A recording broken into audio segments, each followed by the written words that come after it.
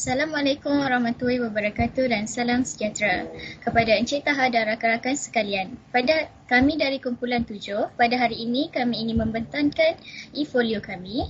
Sebelum saya memulakan pembentangan, saya ingin memperkenalkan diri saya dan ahli kumpulan. Nama saya Nur Anis Ayuni binti Rafi'i dan nombor matrik saya 19 DAT 21F1021. Ahli kumpulan saya Muhammad Asfar, Muhammad Alif, Khairul Farizuddin, Aiman Hafiz dan Rashmika. Next. Kumpulan kami memilih tajuk Tragedi 13 Mei untuk e-folio kami. Next. Isi kandungan yang terdapat dalam e-folio kami ialah pengenalan peristiwa 13 Mei 1969, peristiwa yang berlaku, punca berlakunya, pengajaran yang diperoleh, kesimpulan dan rujukan. Seterusnya.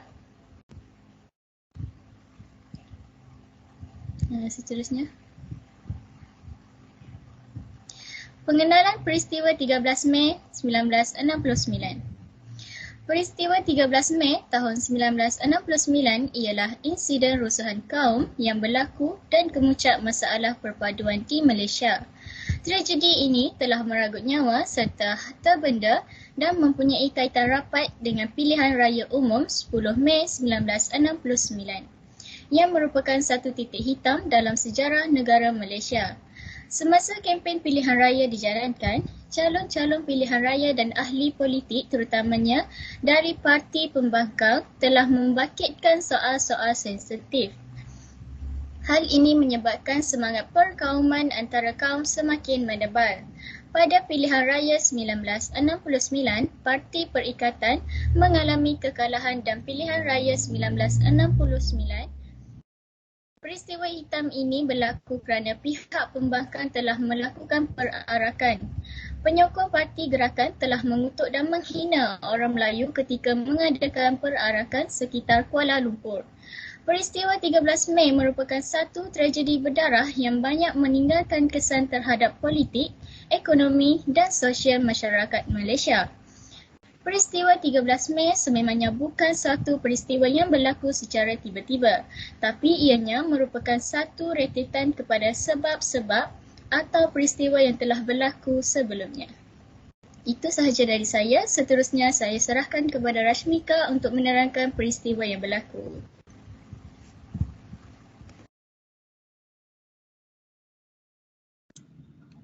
Salam sejahtera. Nama saya Rashmika, anak perempuan KM Mutepen. Nombor matrik saya DAT 19 DAT 21 F1027. Saya akan membentangkan peristiwa yang berlaku pada 13 Mei 1969.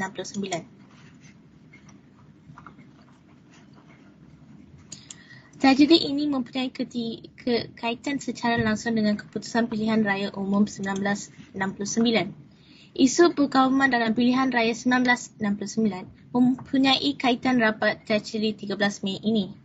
Semasa kempen pilihan raya 1969, calon-calon pilihan raya serta ahli-ahli politik dari kalangan parti perkembangan telah membangkitkan soal-soal bahasa Melayu berkaitan dengan bahasa kebangsaan, kedudukan istimewa orang Melayu sebagai bumi putera dan hak kerakyatan oleh orang bukan Melayu. Hal ini telah memberi kesempatan kepada ahli-ahli politik yang ingin mendapatkan faedah dalam pilihan raya. Pada pilihan raya umum 1969, Parti Perikatan yang dianggotai oleh UMNO, MCA, MIC telah gagal memperolehi majoriti 2/3 di Parlimen, walaupun masih berjaya membentuk kerajaan persekutuan. Hal ini disifatkan oleh parti pembangkang sebagai satu kemenangan yang besar buat mereka. Jumlah kerusi yang dimenangi oleh Parti Perikatan dalam Dewan Rakyat telah menurun daripada 89 kerusi pada 1964 kepada 66 kerusi pada tahun 1969. Seterusnya, Parti Gerakan Rakyat, pihak pembangkang yang memperolehi pencapaian gemilang membuat perarakan dan membuat slogan isu perkauman. Parti Gerakan Rakyat Malaysia, Parti Tindakan Demokratik DAP dan Parti Progresif Rakyat PPP menang 25 buah kerusi dalam Dewan Rakyat, manakala PAS menang 12 kerusi. Pihak pembangkang yang memperolehi pencapaian gemilang dan dalam pilihan raya telah meraihkan kemenangan mereka dengan berarak pada 11 Mei 1969. Perarakan tersebut sebenarnya tidak bermotif untuk menimbulkan isu perkauman. Malah terdapat segelintir pengikut perarakan, identiti mereka tidak dapat dikenal pasti, telah mengeluarkan slogan-slogan sensitif berkenaan isu perkauman semasa mengadakan perarakan di jalan-jalan raya sekitar bandar Kuala Lumpur. Perarakan turut dijalankan pada 12 Mei 1969 di mana kaum Cina berarak menerusi kawasan Melayu melontak penghinaan sehingga mendorong kepada kejadian tersebut. Seterusnya, saya akan serahkan sebahagian daripada pembentang ini kepada Alif. Okey, terima kasih kepada Rashmika. Okey, saya adalah Muhammad Alif Daniel bin Muhammad Rozi. Nombor pendaftaran adalah 19 DAT 21F1001.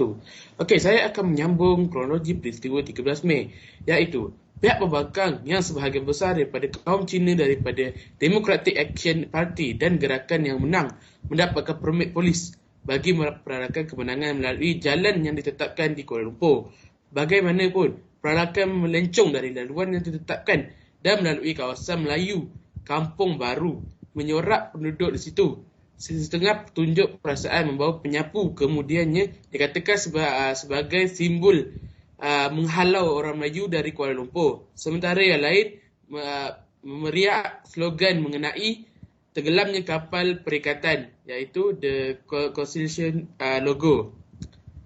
Ia berlanjutan hingga ke 13 Mei 1969 sebelum Parti Gerakan mengeluarkan kenyataan meminta maaf pada 13 Mei di atas kelakuan penyokong mereka. Seterusnya, UMNO telah mengadakan perarakan balas pada 13 Mei 1969 yang mengakibatkan terjadinya peristiwa ini. Hal ini adalah kerana perasaan emosi yang tinggi dan kurangnya kawalan dari kedua-dua pihak. Perarakan ini tidak dirancang. Orang Melayu berkumpul di rumah Menteri Besar Selangor di Jalan Raja Muda Abdul Aziz di Kampung Baru, Kuala Lumpur. Datuk Harun Idris selaku Menteri Besar Selangor ketika itu cuba mententeramkan keadaan. Rupa-rupanya mereka yang berkumpul telah membawa senjata pedang dan parang yang panjang dan hanya menunggu arahan daripada Datuk Harun Idris untuk mengamuk. Ketika berkumpul, cerita-cerita tentang kebiadaban ahli parti gerakan tersebar dan meluap-luap. Jam 3 petang, datang berita kejadian pembunuhan orang Melayu di Setapak, hanya 2 km dari rumah Menteri Besar Selangor. Terdapat cerita-cerita lain mengenai seorang wanita mengandung dibunuh dan kandungannya dikeluarkan dari perut dengan menggunakan besi pegantung daging babi. Sebelum menghembuskan nafas terakhir, wanita itu sempat memasukkan semula janin yang terkeluar itu di dalam perutnya. Jam 4 petang, 2 penunggang motosikal Cina yang melalui jalan Kampung Baru telah dipancung. Sebuah van membawa rokok dibakar dan pemandunya dibunuh. Pemuda-pemuda Cina yang dikatakan dari PKM, Parti Komunis Malaya, dan kongsi-kongsi gelap telah bertindak balas. Mereka membunuh orang-orang Melayu di sekitar Kuala Lumpur. Rupa-rupanya, orang Cina dan pemuda Cina ini lengkap dengan pelbagai senjata besi, tombak dan lembing berparang di hujung seperti dalam cerita filem lama Cina. Cerita-cerita seperti ini yang tidak diketahui sama ada benar atau tidak telah menyemarakkan lagi api permusuhan di antara kaum Melayu dan Cina. Perusahaan besar terjadi, perintah darurat dikeluarkan, semua orang yang tidak dibenarkan keluar dari rumah. Pasukan polis berkawal di sekitar Kuala Lumpur. Tentera dari Regimen Ranger lebih awal dikerahkan menjaga keselamatan di Kuala Lumpur. Jumlah kematian dalam tempoh darurat di Selangor adalah sama 172 hingga 192 orang. Jumlah ini berkemungkinan lebih kerana ramai yang tidak merekodkan kecederaan mereka.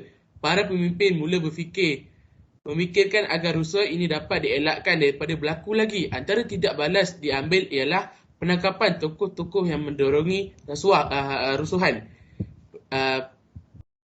Perintah berkurung mengawal berita-berita, radio dan televisyen.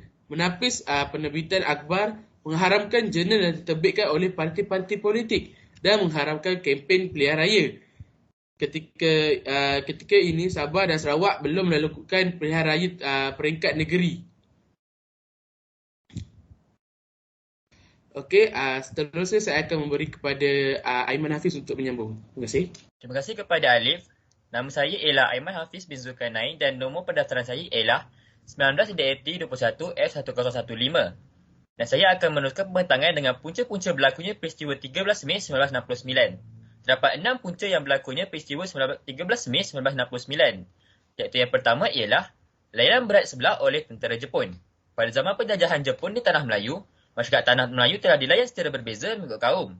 Hal yang demikian, masyarakat Cina dilayan begitu teruk oleh tentera Jepun berbanding dengan orang Melayu.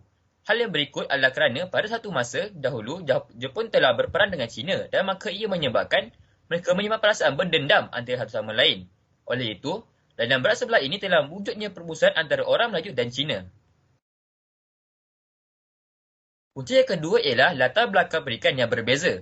Dengan wujudnya latar belakang pendidikan yang berbeza juga adalah punca daripada terjadinya tragedi 13 Mei. Di samping itu, terdapat sistem pendidikan yang terdiri dari 4 aliran yang mengikut kaum iaitu Sekolah Melayu, Cina, India dan Inggeris dan ia juga terdiri daripada kurikulum tersendiri mengikut aliran. Di Sekolah Melayu telah diajar dari segi kemahiran menulis, membaca dan mengira tetapi sekadar dari segi peringkat rendah sahaja. Manakala kurikulum di Sekolah Cina dan India mereka mempelajari tentang negara asal mereka, malahan buku teks dan guru-guru mereka juga berasal dari negara tersendiri. Keempat-empat keadaan ini telah mengukuhkan lagi keadaan kepribadian etnik yang telah sedia wujud. Tambahan pula, bagi sekolah Inggeris hanya terdiri dari kalangan pelajar Cina dan India yang tinggal di bandar sahaja. Oleh hal yang demikian, wujudnya silibus pelajaran yang berbeza yang menyebabkan ketidakseragaman bahasa, identiti dan fahaman, maka berlakunya impak yang buruk dalam pembentukan kaum di Malaysia.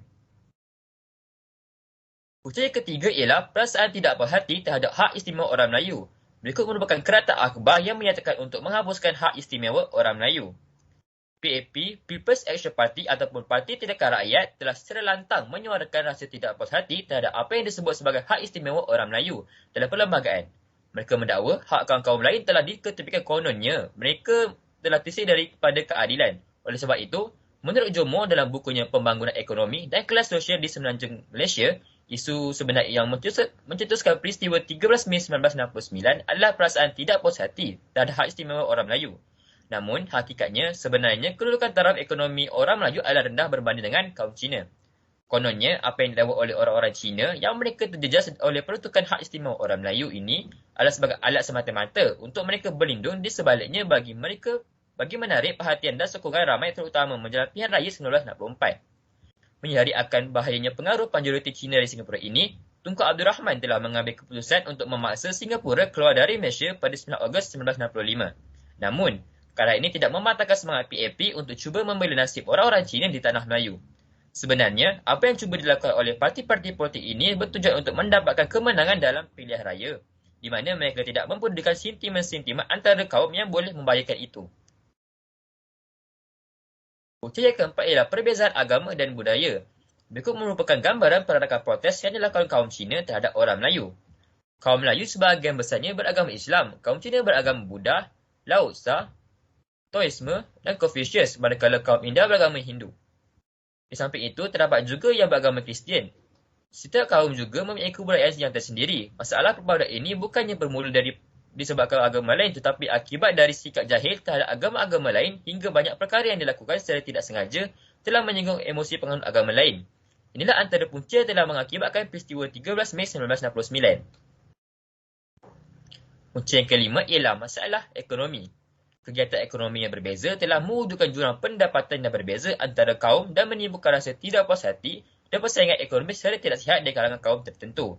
Ketidakseimbangan ekonomi telah menyebabkan wujudnya perasaan mencemburui antara satu sama lain. Hal yang demikian, orang Melayu mencemburui kemewahan dan kejayaan orang Cina dan pada masa yang sama, orang Cina dan India pula mencemburui kelebihan yang terdapat pada orang Melayu iaitu peluang untuk berkhidmat dalam sektor pentadbiran. Punca yang terakhir sekali ialah dasar pecah dan perintah penjajah Inggeris. Kejadian ini disebabkan oleh dasar pecada perintah yang diamalkan oleh British yang mengaitkannya dengan beberapa faktor. Dasar penjajah Inggeris yang mengamalkan konsep pecada perintah merupakan satu tindakan yang berkesan dan telah menjadi punca wujudnya jurang antara kaum sama ada dari sudut ekonomi dan juga polarisasi kaum. Umpamanya, orang-orang Cina tinggal di bandar-bandar menjalankan perniagaan dan juga di kawasan-kawasan lombong sebagai pelumbungan dan mereka lah sebenarnya memiliki aset yang tinggi dalam ekonomi masyarakat Malaysia. Sementara itu, orang-orang Melayu tinggal di luar bandar sebagai petani atau nelayan kecil. Kaum India kebanyakan pula sebagai buruh kasar kerajaan dan pekerja di ladang.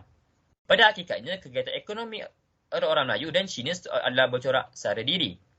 Keadaan ini menyebabkan kedudukan ekonomi masyarakat Bumi Putera, khususnya orang Melayu, menjadi lemah dan ketinggalan. Hal ini berlaku kerana British memperkenalkan dasar ini adalah untuk mengelakkan perpaduan antara pelbagai kaum dan dikhawatirkan akan mengancam kedudukan mereka. Berikut. Sekian itu sahaja daripada saya. Saya akan menjemput pembahasan seterusnya. Sekian, terima kasih. Terima kasih Muhammad Aiman Hafiz.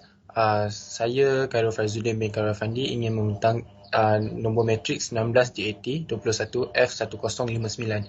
Saya ingin membentangkan pengajaran yang diperolehi daripada peristiwa 13 Mei 1969.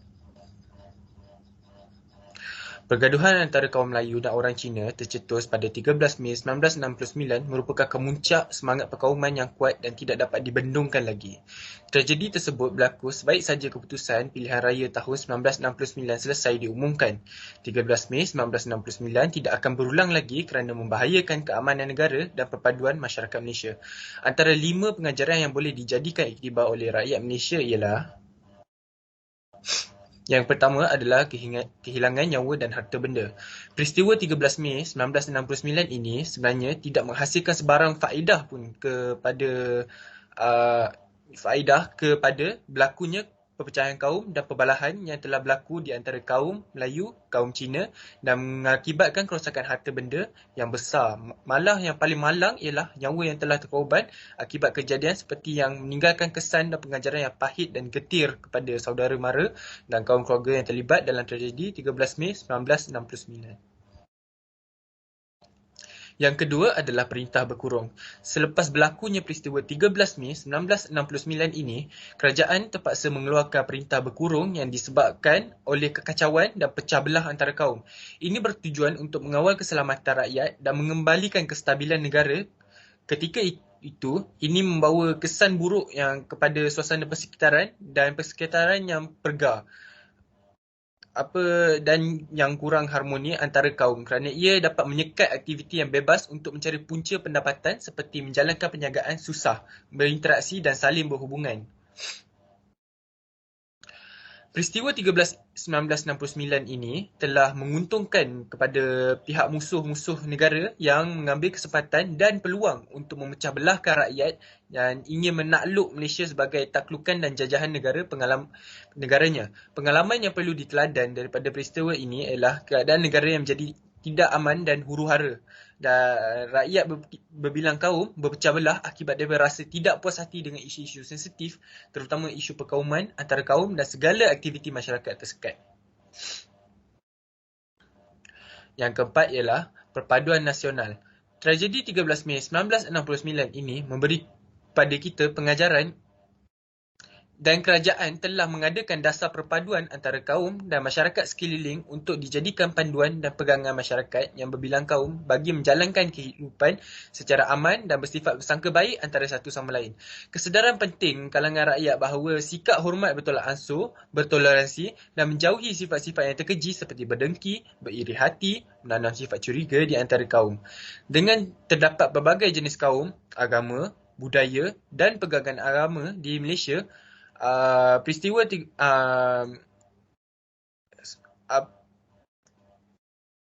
supaya tidak berlakunya peristiwa 13 Mei 1969 ini.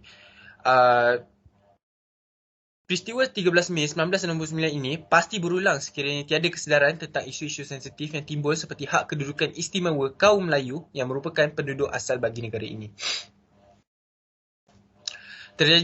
Tragedi 13 Mei juga menunjukkan bahawa matlamat panduan masyarakat sukar dicapai jika masyarakat Malaysia dalam kemiskinan ianya akan menjadi lebih sukar kerana majoriti kadar kemiskinan penduduk itu hanya satu kaum saja. Keadaan ekonomi dan demografi penduduk Malaysia menunjukkan bahawa majoriti penduduk Bumi Putra tinggal di luar bandar kebanyakan adalah berpendapatan rendah dan miskin.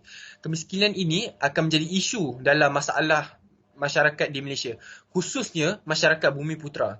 Untuk mencapai keharmonian adalah sukar. Oleh itu, 13 Mei, satu dasar pragmatik, dasar ekonomi baru telah digubal oleh kerajaan. Dasar ini merupakan satu dasar jangka panjang yang mempunyai dua objektif, iaitu membasmi kemiskinan tanpa mengira kaum dan menyusun semula masyarakat. Itu saja daripada saya. Sekarang saya serahkan kepada pembentang seterusnya, iaitu Muhammad Asfar. Terima kasih kepada pembentang Khairul Fazudin mengenai pengajaran yang kita dapat mengenai tragedi 13 Mei. Seterusnya ialah kesimpulan mengenai tragedi 13 Mei. Saya, Muhammad Asfar bin Muhammad Yusuf Azwan, nombor pendaftaran saya ialah 19DAT21F1055. Kesimpulan yang kita dapat mengenai tragedi 13 Mei ini ialah peristiwa pahit 13 Mei bukan sahaja dicatat sebagai sejarah pertelingkahan. Malah, ia turut memaparkan rahsia-rahsia pembinaan negara bangsa yang mencakupi bidang-bidang politik, sosial dan ekonomi serta betapa pentingnya integrasi nasional. Ini bermaksud kita dapat melihat apa yang terjadinya ketika tragedi 13 Mei ini. Seterusnya, rusuhan kaum ialah fitrah manusia dan fakta yang tidak dapat dielakkan kerana anggapan yang telah ditanamkan oleh persepsi sejarah pada masa lalu. Rusuhan kaum ini bermaksud perkara yang tidak patut terjadi di mana-mana negara untuk mengelakkan daripada sesuatu negara itu jatuh dan tidak stabil. Seterusnya ialah rusuhan kaum juga merupakan tembok penghalang dan ancaman kepada keharmonian berbilangan kaum yang meruntuhkan sesebuah negara. Ini membawa maksud sesebuah negara itu akan kurang maju apabila terdapatnya rusuhan kaum yang terdapat di sesebuah negara itu. Seterusnya ialah, oleh itu, semua pihak wajib memiliki sifat tanggungjawab dan amanah untuk membantahkan rusuhan dalam sesebuah negara. Sebagai contoh, kita sebagai rakyat dapat mengelakkan rusuhan kaum terjadi apabila kita menasihati antara sesebuah kaum dengan sesebuah kaum yang lain apabila terjadinya pergaduhan di antara mereka. Ini juga dapat mengelakkan rusuhan kaum terjadi sesama mereka. Seterusnya, pihak kerajaan merupakan pihak yang sangat penting dibantu oleh tindakan masyarakat untuk menyatupadukan rakyat yang berbilang kaum dan sekaligus memupuk nilai-nilai moral dalam diri. Ini membantu untuk mengelakkan daripada rusuhan kaum terjadi dengan masyarakat dan kerajaan saling membantu untuk mengeratkan hubungan silaturahim antara kaum-kaum yang ada di Malaysia ini sebagai contoh Cina, India dan Melayu. Apabila dapat mengeratkan hubungan silaturahim di antara kaum-kaum ini, kita juga dapat memajukan ekonomi di Malaysia ini. Sebagai contoh, orang luar berkunjung di Malaysia ini untuk melihat berbilang-bilang kaum di Malaysia ini. Sebagai contoh, di Sabah, di Sarawak terdapat berbilang kaum yang banyak. Seterusnya ialah pengajaran yang kita dapat apabila kita berbilang kaum ini ialah kita dapat melihat keharmonian yang sangat indah di Malaysia ini. Seterusnya ialah rujukan yang kami buat ialah daripada tiga website ini, iaitu Wikipedia, YouTube dan Google. Terima kasih. Itu sahaja daripada saya.